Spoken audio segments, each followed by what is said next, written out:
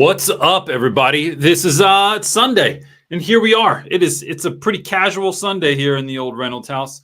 Every First time day of fall it's the first day of fall. feels cozy. So I we just wanna got be look, under we a got hoodies blanket. and mugs. I know. Coffee. Phillies made it to the playoffs, so Hooray. actually, I'll tell you what.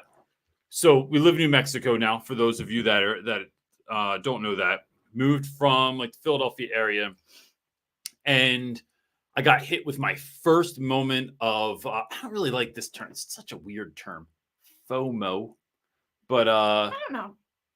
fear of missing out. Yeah, is that the right term for what you're feeling? It's Um, not a fear of slightly missing out. sad. You're just missing out. Slightly sad that I missed out. That's what I don't know what that term is though. Slightly sad, I missed out. I don't know. Someone will come up with that. Anyway, the Savannah Bananas, who I've been following since before they exploded. It's like one of those things you find like right before it explodes.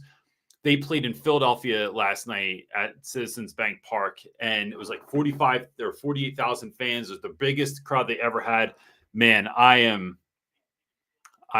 saw people's pictures, and I wish I could be there. It's bad enough you don't get to see your own sports teams, but anyway, that's my first time that I felt like I missed something this year, since not like aside from family and friends and stuff like that, but like no other event has hit me. I miss cheesesteaks. Is that an event? It is the thing that I'm like, oh man, when I go back to East Coast, I'm like, I'm gonna have a cheesesteak. And I don't even eat processed or bread or anything. Someone in the Philadelphia metro or Pennsylvania, New Jersey, even DC area is looking for a speaker, like, let's talk, because I want a cheesesteak. We want a cheesesteak. Okay. All right. So the gig here is, if you've not been here before, we're here to answer questions for you, right? So anything about school or school life, or like even just life outside of being a teacher affects your life in the classroom.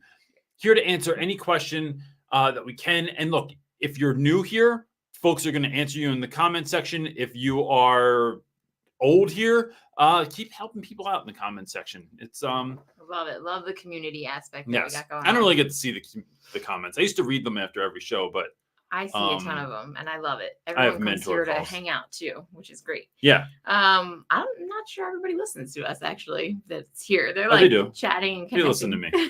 Yeah. All right. Are you ready for I'm your sure first question? Go ahead. All right. Ruth is up first, asking, any ideas for increasing my team's attitude during significant budget cuts? Ooh, over 90%.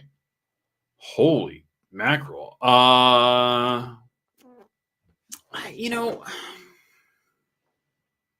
That's a good question. I think Ruth, when I think about this, I've had 1,000 different budget cuts, feels like, in my life. One is to plan for the future. So one of the best things I ever had told to me was this woman I worked with, Miss List, who we had gotten she was the head of my department for several years in a row. We had gotten budget cuts like the first year, and then she realized like no one got their stuff because we didn't order anything in the beginning of the year. So like any money that was allocated to teachers, we couldn't do, and so for our classroom libraries and things like that. And the next year she was like, listen, just in case this happens again, we have to spend money before like Thanksgiving break. Like do not have money in your budget. Even if you have to buy a gift card for something, like let's figure it out. And we did. The city cut the budget again, and our department was saved because we had learned from our mistake the previous year. That happened several more times. And then, so she was just good at like things like that, or like some folks like what we were given money for incentives. It was like $50. That's what I used to use to like fund my cereal parties. List that you noted that like everybody wasn't spending their money. So if you didn't spend your money by a certain time in the year, we were just going to divvy it up amongst people that wanted it. Here's what I'm getting at here is that we tried to learn from these budget cuts. Like, what could we do as a staff? Is there any movement for what you could do as a staff? The other thing I think is, how can we, so if the budget was cut, what are the needs and how can we make those needs happen in real life? Like, and then we as a team are taking this on. So if my budget was cut and I couldn't get supplies for an activity, what's that? I didn't see this was a two-part Okay, please go ahead. So the other part of it says continued access to digital content for teaching trades and cosmetology are slow to arrive. Yep. Students need to take state assessments, exams, and pass them to get the CTE certification. I think it's trying to figure out, like, okay, well, if we had to make this happen, what would we need to do? There's a guy, I'm going to blank on his name all of a sudden. He does a show called Impact Theory. And he has this quote, Tom Bilyeu, that says, well, he says the word, but like, I won't do it here because I don't want to get demonetized. No BS, what would it take? That's his thing. So like, if you really had to sit down and look at the needs of your staff, no BS, what would it take? Who can we go to? Who can we ask? Who can we borrow from? Who can we get to give us free stuff? So whether it's Donors Choose, or I've talked about a million times, so I used to go to Home Depot and get free stuff all the time. No BS, what would it take? That's the meeting. This is the vision that we have. And then we're going to try and figure that out. And here's why this is so important for morale. When people see that it's not just the dollars that are going to make this happen, but it's the people that are going to make it happen, things shift. When they know that although the state, the board, the admin, well, not the admin doesn't really have anything to do with that, but like may not be for them, it are the staff and the admin, like is your school team for them. And we're going to help a way to figure this out, right? Like, how can we get some cosmetology stuff? How can we get some stuff for trade classes to make sure that this next project happens? That's what I would get dead set on and focused on. And I think that folks just knowing that you're trying and you're really about them, that changes things. What you got there, bud? All right, Linda's up next asking, how do you respond to students who say that going to school is like being in prison? They seem to believe their thoughts reflect reality. I've probed a bit and it seems to be a fixed mindset. That's a great question. School is often like prison. I was going to say, we are very guilty of saying that, and our children say that, but you got to be there. There's not a lot of autonomy. The food's might be better in prison. I'm just saying. Like, I've never been to prison, but the food might be better there. Depending on your school. Really fascinating to watch. I don't know if anyone's watching. It's not anything to do with politics or anything. John Oliver has an episode on school lunches that looks really, we started watching it. I want to get back to that and finish watching it though. Oh yeah, that's right. So, got to ask to go to the bathroom. There's parallels. I get it. And I used to tell my students that there's parallels. However, it's also a lot of schools are like, and speaking from our own experience, right? Like our daughter's middle school was like, it is like prison. It is not welcoming. We couldn't, I'd have to speak through like a glass little. It was a drawer under a plexiglass window that had no speaker. Yeah. So you just talk through the drawer. It was really ridiculous. And I was kept out, like locked out all the time. At any time. You were never welcomed in. There was no decor anywhere, nothing bright. It was cinder block walls. I mean, there are a lot of parallels. So there's some things. I think, though, we just watched the movie The Hurricane with our kids. And with Denzel Washington. When I think about that movie, and I think about, and I'm not saying school's prison, right? Like, I'm not. But when I think about the similarities there, can you text our daughter, tell her to keep it down? She's clearly playing video games with her friends, and I can get very loud at any given moment.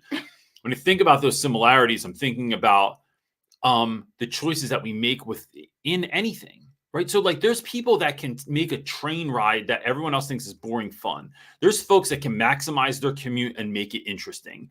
There's people that do that for everything. I mean, if you read Viktor Frankl's Man's Search for Meaning, about his life being in a concentration camp and how he looked at that. Now, I'm in no way comparing concentration camps to schools, but what I am doing is saying that there's a choice that can be made. So if you have to be here, right? First of all, you don't have to be here. You can literally walk out of school whenever you want, right? However, there are ramifications of that. You could not pay your taxes. You could not feed your children, right? Like there's a whole lot of things, but there's a flip side to that, right? It is reminding kids that they have a choice. And it's, if we have to be here, how can we make the absolute best out of this? Because sitting here complacent and aggravated and apathetic isn't making the choice for, like, it's not the best choice. And why? Because there's no growth in it. It's so own it. You know what makes teachers want to make better lessons? By having kids that want to participate. You know what makes teachers shake off their apathy and their laziness for the way that they teach, right? So the reason someone's coming in with worksheets and just handing them out and telling you find the answers in the book is because, not just because they don't want to teach, but probably because they've tried other things before. It feels like nobody cares. And so who gives a crap? I'm just going to hand this out. But help them to shake off that complacency. Help them to, you, the student, can help the school be better. Show up with ideas. Show up with wanting to be a willing participant. And then instead of just being some kind of like receiver for this. And it's helping kids to realize, like, yo, like, how many of your grandparents and great grandparents didn't have this opportunity? How many of your parents didn't have the level of quality education that you could have at your school? For me, it's reflecting these things to our students and helping them to understand the history behind education and how everyone didn't have this opportunity. And then how can we make this? Don't be lazy and look at me like I got to make this all better. It's absolutely my job. I'm getting paid to be here. But, you know, I can get paid to be a personal trainer too. And if you show up and decide you're not working out, guess what, bro? You don't get muscles and you never get more fit. So what are we going to do? It's having, I think, those real world conversations with students and then just like putting it in front of them and saying, what do we want to do? I'll show up and be willing to give 100%, but I need it from y'all too. Yeah, I think I want to just make sure that we as parents even say that. It's like, we do often are guilty of saying that and agreeing with our children when they come home and say that, but it is the conversation that happens afterwards of like, what are you going to do about it? And it's kind of a game too. And you're going to run into that a lot, like often in life, that there are other situations that they're going to come across that might not be the perfect scenario and situation and the dream school and the perfect, but what are you going to do? You have to play the game also because you have to do the thing. So it's having those conversations. Forget how much power you have in the moment to be a blessing, right? Like, I pride myself that on every job I've ever had, with the exception of working at Taco Bell, which was that was the worst job I ever had. And I used to have a job where I just dug holes, like the book. I dug holes in the summer for foundation anchors, and it sucked. Taco Bell was worse.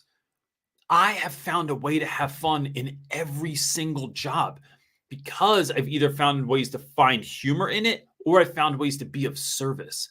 We got to talk to young people about having this power also. Don't just, look, I'm going to be the old guy right now. Kids, and I'm no different when I was younger, are just used to being given stuff. We have to create opportunities in school for them to look at, like, what if this was your building? What would you want it to look like? What would you want to do? What do you want the after school activities to be? How do you want the pep rally to run? Like, what do you want? And then being able to listen to some of that feedback, or listen to all that feedback, take out the gold nuggets and try and put them into action. I'll get off my soapbox now. I'm actually on a squeaky white chair instead. It's not really a soapbox. All right, John Fox. It would make less noise if we had soapboxes. I'm just saying. Probably. You mean Johnny Fox? Hit it. The one and only. Asking, when a student talks to you about something that's painful / emotional for them, how do you know whether to give advice to help them or if they just want you to listen and validate them? They almost always want you to listen and validate them. That's my experience, is that, first of all, we need to really look at that as being such an honor too, John. It is an unbelievable honor for someone to come to you with their problems. It means that they trust you. It means that they want someone to tell. If I have advice, will sometimes give it. Sometimes I ask, like, do you want me to speak back to that? Otherwise, I can just sit here with you in it. I find that most kids just want someone to tell. They want someone to share it with. They want to get it off their shoulders and get it out to the world. And we know as adults, like that just that feeling that it's not on me. I'm not holding this on my own. Like someone's helping me bear that cross. That's how I envision it. Sometimes, John, the problem is about giving advice is like, I don't have good advice for a lot of stuff. My students have gone through things, your students have gone through things that you never have gone through in your life. And you've been through hard stuff. But I've never been in the foster care system. I've never had my parents get divorced. I've never not had enough to eat in the house and come to school hungry. These are things I've been blessed to not have to deal with in my life. I've been through my own hard, but not their hard. And there's a disconnect there because growing up, having like losing my parents at a young age doesn't give me the insight of that they might need. And you don't want to just fill the area with words. It's like, man, that sucks. What I tell kids is that really, first of all, I really appreciate you telling me. I'm honored that you would share this with me. And I'm really sorry that you're going through that. It must be incredibly difficult. And then I tell kids, if it's all right, I just want to sit here with you in that. And I don't sit and make them look at me. I sit shoulder to shoulder. And that's it, man. And then I just keep the door open for them. That's how I usually handle things. If I have a piece of advice, if I know what to say, if I know it's a tricky situation or if I'm afraid they're going to do something drastic or make a bad decision, like go beat somebody up because they made out with their girlfriend or retaliate because somebody got shot in their neighborhood. Like these are like life or death moments. Some of these is walking kids through that. I will give advice because I don't want you to do something stupid. All right. Up next is Michael over on Facebook asking, why do admin let certain professionals act a fool and do nothing about it? But the professionals who do the right thing find it challenging to give full potential when things are allowed by these so-called professionals who can say and do anything they want. How do you want to face that? So you're asking you could literally just say, Michael Reynolds, what did you do when professionals acted a fool? And like, how do you do it? So let me speak to this in a couple of different ways. One, I think it's a horrible decision for administration to ever create a new policy or procedure or rule based on the actions of one or a few. So, and look, I'll tell you on the front end, I do not I wouldn't say it's okay to behave the way I've behaved in the past, but it's probably the way I'd still behave in the future. So for instance, a handful of people start coming in and they have to sign, they're coming in late. So what are we going to do? We're going to change the lateness policy for the whole staff. Now look, sometimes you have a problem. But now you're trying to like put a letter in my file because I'm late to school a certain amount of times, or your dog throws up, or I'm coming over the bridge and there's an accident getting to school, whatever, right? It's like an all or nothing kind of a thing. They also started making us sign in. And so I just refused to sign in. I thought it was so dumb. I'm like, our school's so small. You know, if everybody, you just look around and see if everybody's here or not. Like we're just pretending. And they didn't have a rule. They didn't have a reason why we had to do it. But we all knew it was because Hasty was late all the time.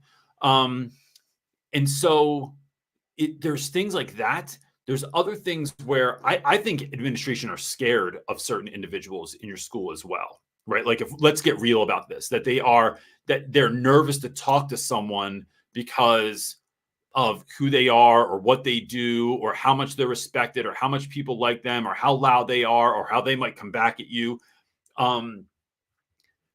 I refuse to play the game. So I've gotten in trouble for 100 dumb things in the world, like absurd things. So from things I've done outside of the classroom, things I've done in the hallway, the ways I've run my class, things that were educational, right? So I'm not talking about like I was doing something that was absurd. But then at the same time, one year I got in trouble for I had some activity that like I was told it was too distracting and I shouldn't do it. So I changed the location. I said, you know what? You're absolutely right. Like that is too much. Like what I'm doing, I can see how us being in that hallway, other folks could hear us in the hallway. We're going to do it somewhere else. No, you're not allowed to do it. No. But we could do it somewhere that like, no, like it's still a good activity. No. But at the same time, across the hall that year, some guy had zero classroom management issues, and kids used to regularly shoot the fire extinguisher off in his classroom and just fill it with smoke so that kids were all over the hallway making noise and stuff, never got in trouble for it because of who he was. Michael refused to play the games, and I don't talk about it. I don't lament about it. I don't talk to other people about it. I try to walk confidently in the gifts that I've been given. I'm not letting anyone tell me that I can't use my gift. These are my God-given gifts that I've been given to connect with people, to engage a classroom, to do something incredible. Like, y'all have gifts. You have things that you are good at. Do not let anyone put those aside, make you try and feel like you have to push those aside so you can be like everyone else. And I just try my best not to acknowledge the shortcomings of others. Because sometimes that's stuff that people can't help. And other times it's like folks are just getting away with stuff. If it's not hurting me, I try not to pay attention because I know that I'm not going to change it unless I have to be some kind of like rat about it. And I've seen a lot of that stuff. I mean, I've seen like horrendous behavior from other folks. Unless it impacts me or my students, I just try and turn a blind eye to it so it doesn't annoy me. And then I just get real super deep and focused on the thing that I've been given to do. Okay, so that is aggravating. Let me just say this. Dude, that is aggravating. I realize what I'm saying is a little easier said than done. But I remember that last year in BL when things were just insane. It was like, you had a lot of that going on. Do you remember all the pictures I had on my phone of like folks that like the whole new science labs just got destroyed? There were like dead guinea pigs that they were supposed to dissect. Kids were chucking them across the room, like real water stuff. Station, they just like let real water station with no drain underneath of it. Kids would walk out of the room, pull it, and the teacher would close the door and not know, and then the whole school gets flooded. Just insane stuff that I had to do my best to turn a blind eye to. That's why even after you left, that principal still quit. No, they fired him. Oh, he got fired. Yeah, he got fired. Well, Okay, let's change the subject. Noah's up next asking. We were talking about cheesesteaks earlier. He said, "What is the New Mexico equivalent of a Philly cheesesteak? What food does New Mexico do better than anyone else?" It's green chili. I mean, you can get Hatch green chili. And you can get them fresh roasted here. They just did a weekend of that. And you get a Christmas style, which is like you get the red chili and the green chili on something. I'd say the flour tortillas. So like, oh yes. So coming from Philly, the Mexican food we ate there was like straight corn tortillas all the time. Here it's flour. They had flour, but it wasn't. I don't know. They didn't have these like like they're different here. Yeah. The flour tortillas, you could just eat a tortilla and you're happy. And that if we ate tortillas. Yeah, if we ate tortillas. But those are delicious. I don't know what else. I'm telling you, you can't get Hatch green chili in Jersey. Like that's not a thing. No. Like the East Coast, like you just can't get that. And even just like dried chili powder, like that good, you just can't get that either. So I can get chili powder from like the grocery store in the spice section, but it's just not, it doesn't have that like deep, like red chili flavor. So those are things that we love. What are those joints that your mom bought for Christmas or Thanksgiving that we had for like a year? They start with a T. It's like it's wrapped in. It's like maize wrapped in a corn husk with different stuff in it. I'm blanking. Folks make them here, and they sell them like they'll just walk up to you in the Walmart parking lot, and they're like, "Hey, want to buy some not Tostitos." I keep thinking I want to say tostados. Tamales. Tamales. Hey, good job. They make Tostitos in the parking lot, fresh from the bag. Tamales. They're jamming here. They are. I had them in Jersey. They hit different here. I don't know what it is. Yeah, that's what I'm going with. Yeah. Good question. But I do really miss cheesesteak, not going to lie. John said, am I going to eat it with on a gluten-free bun? I said, no way. Look, if you're going in, go in. Dive all in. Yeah. Deal with the repercussions later if necessary. He said that there's a place in Albuquerque that you can get they're called, they make Philly cheesesteaks. I go, yeah. There's a lot of people that like to call any kind of cheesesteak that they make a Philly cheesesteak, but it ain't a Philly cheesesteak. It's not, because it's the bread. So even if you get the meat right, like they're not sourcing their meat from anywhere in particular. And if you chip it up, like get it all chopped up and chipped, that's good. It's the bread is just different. It's like when you go to different places, like they just don't have rolls like that here. No, I think it's the water. Yeah. My mom and I were just talking about this. Yeah. It's the water. Okay, next up is, I forget how to pronounce this name. That everyone said tamales. I know. I forgot. Yo, those things, here's an old person marker. When you go, oh, we didn't finish this, just put it in the freezer. When you start saying just put it in the freezer, you have reached a certain age. Your grandma, I don't do that. I was in your mom's freezer the other day. And are you calling my mom out? I'm telling you, there were many things in there. It was just like, that's not fair. She lives by herself. It's hard. There's a lot of stuff in her freezer. I don't know what's going on in there. Okay. Because she always has put everything in the freezer. Oh, that was your grandma. Okay, let's move on. Our next question. Do you have any tips or ideas for outdoor activities inside the school? I like to take my students to explore our school and later ask them for their favorite items in Spanish. More ideas. Thank you. Ideas for outdoor activities inside the school? Like outside of your... So I guess outside of the classroom activities. Yeah. So here's I'm going to say, we probably got your name wrong before too, but Zamina, that's because I struggle with vowels, and that's a whole, I'm not even going to talk about it anymore. I struggle with vowels. Anyway, to me, it's thinking about what you're teaching next and then walking around the school and see what hits you. So I don't even know how this came up on my YouTube feed this morning, but my daughter and I typically watch YouTube on Sunday mornings and sometimes Saturday mornings too. And some dude made this ridiculous Hot Wheels track in his backyard. I mean, it was the most epic of epic things ever. Then in the next video, we rented a house to put it in because he needed a bigger house to put this thing up. And I know I have a friend, Becky Schnexer, who wrote Expedition Science.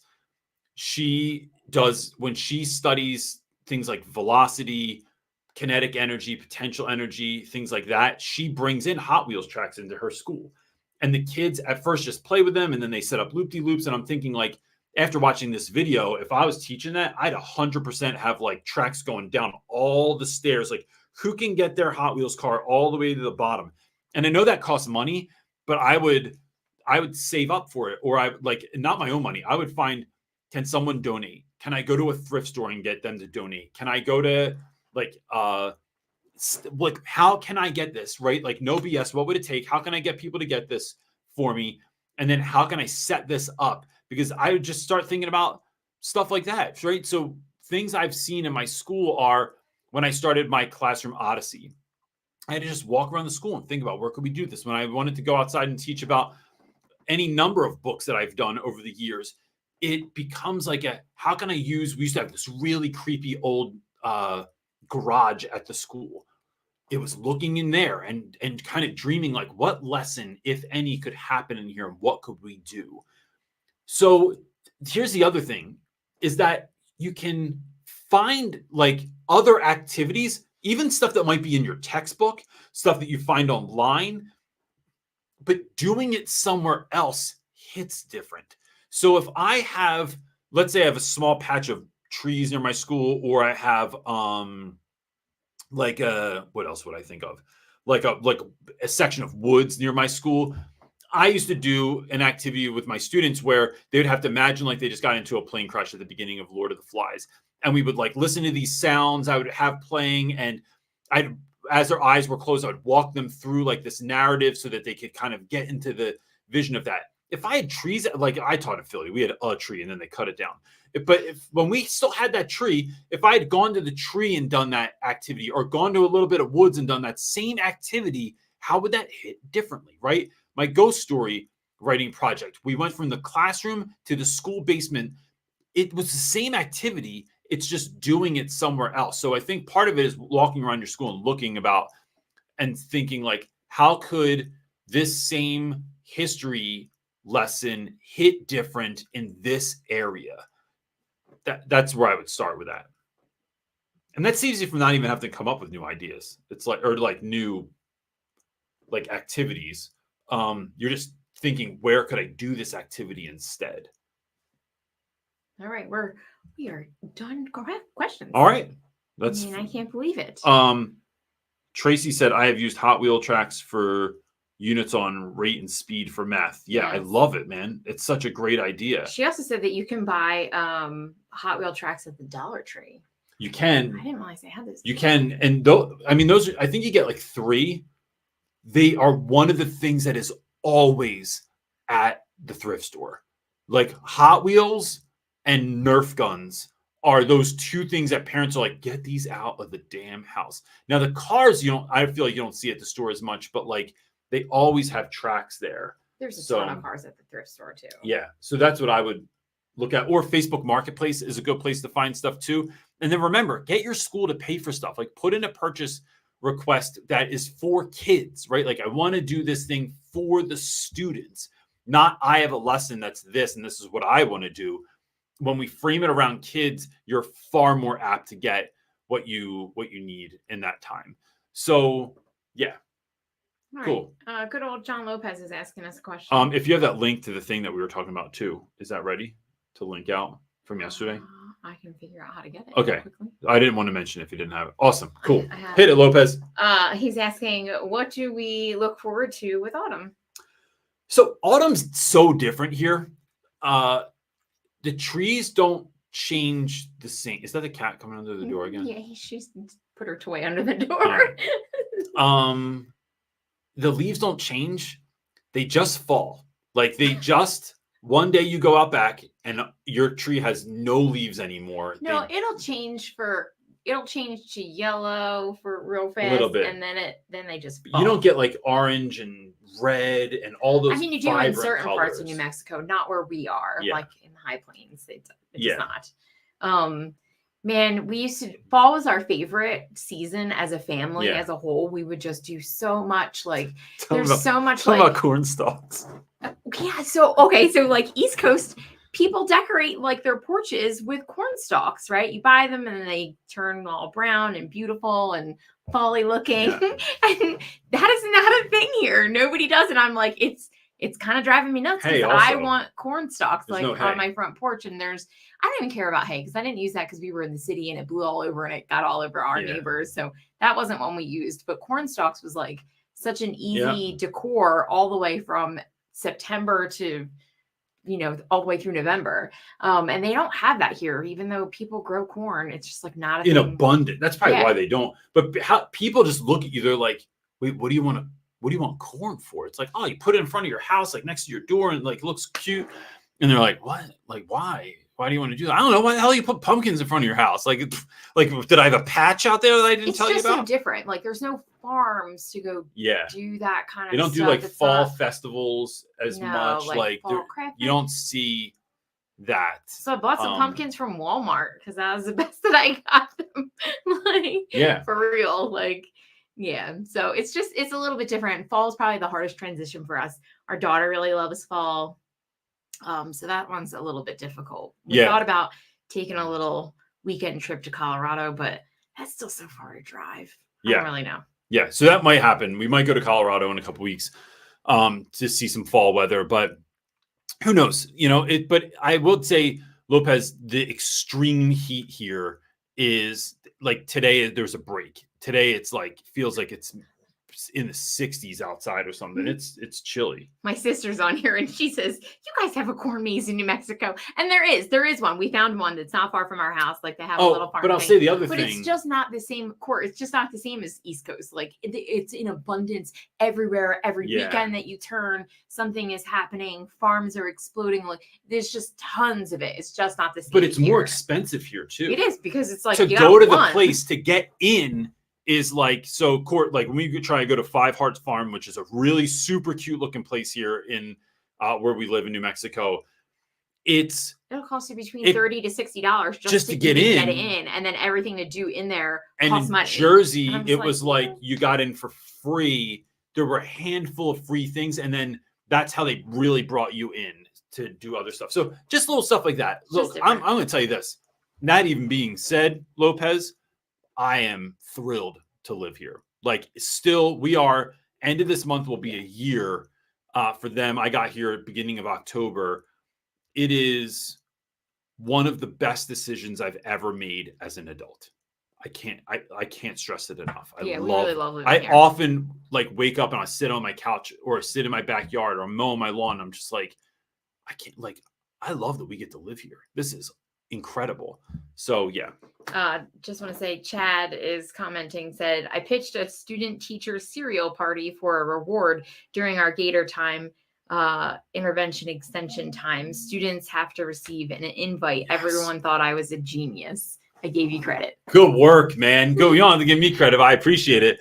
But it is it's just so different. Yeah. And fun. So I would say Costco is a really good place. So that's where we go now in New Mexico. We were BJ's people before, but Costco is a good spot. Be careful with peanut butter allergies, some kids, and then remember to get like multiple kinds of milk. So you're gonna have some lactose intolerant kids that can't. So you get like Silk or whatever kind of other stuff they have out there.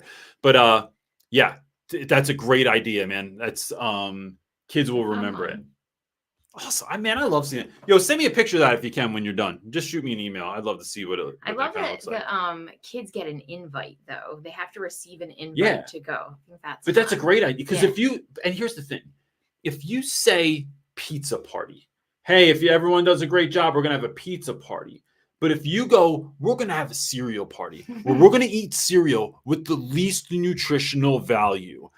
It just hits different. It's so much more cost effective because you can get enormous amount of cereal for a little bit of money, especially if you buy it like in bulk or you buy it on sale or something like that. Amazon a lot of times has good deals. And then decorate for that. It's just something nobody's doing. I would get like balloons that were all the different marshmallows from like Lucky Charms. I'm having like rainbow ones and horseshoe. I don't know if you can find one. There's some weird people on Instagram, not weird, arty people on Instagram that They're like weird, make. We know ourselves. They make giant bowls of cereal like Fruit Loops, but it's all like it's epoxied and out of weird things, and they look amazing though. I want to make one. Yeah, I wanted to make it for a prop one time. I remember. Know. So anyway, good job, man. I'm so glad that you're doing that. But look, gang, that's it. We're out of questions, and that's fine because I have multiple things mentoring calls to do today. If you or your school are looking for anyone, by the way, to help mentor, to help out with folks, like please go right to my website and you can sign up for mentoring now, or at least get the information for it. If you need more information, you can just email us. But it's a one-to-one call with folks, or if your school wants to do like a small group, we could set that up as well. Just let me know what you need. And if your school is still looking for people to speak for professional development, I'm available for that. I'm all over the place these days. And where are we going? We're going to Illinois. I'll be in March. That's the newest person that signed up. It's not the next gig, but that's the newest person that signed up. So I'm excited about that. And then do we have that link, or are we going to just bring it up? No. All right. So we have finished. We're going to make the Class Ultimate Guide to Classroom Management. The Ultimate series that we did last year is going to be available for sale. So if you want to just one-off like purchase that, you're going to be able to purchase it. I thought we had the link ready today and we didn't, but it's ready. So anyone that was a part of the back to school boot camp this year, you're going to get 50% off of that. Those folks got a special incentive. We're emails tomorrow. Yeah. So if you're on our email list, you'll get the information and the sign up link and all of that. Yeah. They'll go out So tomorrow. even if you don't need it, but you know someone in your school that is really having a hard time, please consider passing it along to them. And we can take POs from your school too. So a purchase order from your school as well. So we can set that up if you just contact us. But that's it. Anything else? No, have a great week, everybody. Yeah, that's it. We'll see you next week. Peace.